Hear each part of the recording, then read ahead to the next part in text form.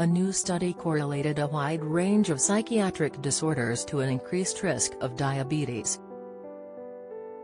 The systemic review looked at a large number of smaller studies examining specific conditions with smaller sample groups.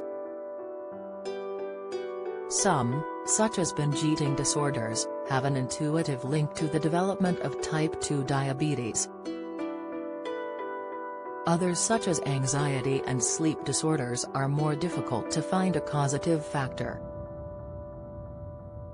The reported prevalence of type 2 diabetes ranged between 5 to 22% across different psychiatric disorders.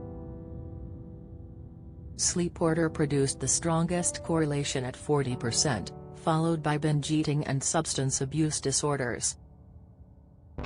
Anxiety, bipolar disorder and schizophrenia produced lower rates of diabetes but still significantly higher than the UK average of 6%. The researchers conclude by saying that psychiatric care could be augmented to include routine diabetes screening and preventative treatments. Start Now, essential supplement to take over Christmas to reduce gas and bloating. Scientists do not currently understand how diabetes and psychiatric conditions interact. It is possible that diabetes increases your chance of developing sleep disorders.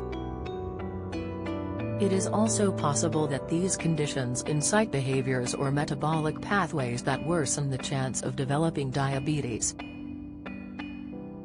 Researchers currently believe that both are able to occur.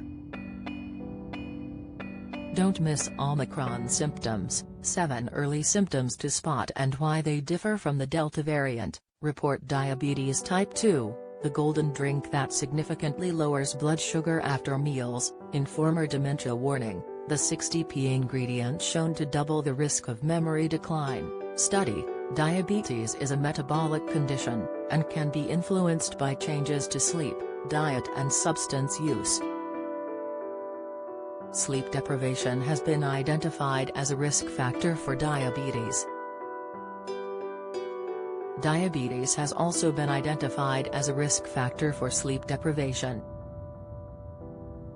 This means that developing either increases your chance of contracting the other. The study conducted what is known as a meta-analysis of existing literature. This means that it collated the results from a large number of other researchers and standardized the data to obtain a larger sample size. Small sample sizes can produce statistical anomalies, but large studies can be difficult to conduct on limited funding. A meta-analysis overcomes these issues, but requires the researchers to carefully analyze the data from the smaller studies to ensure that there aren't errors which would exclude them. In this case, 32 reviews were combined that between them examined 245 primary studies. The results of the individual reviews broadly agreed with each other. The researchers noted that some of the conditions they looked at, such as schizophrenia, had a higher risk of bias.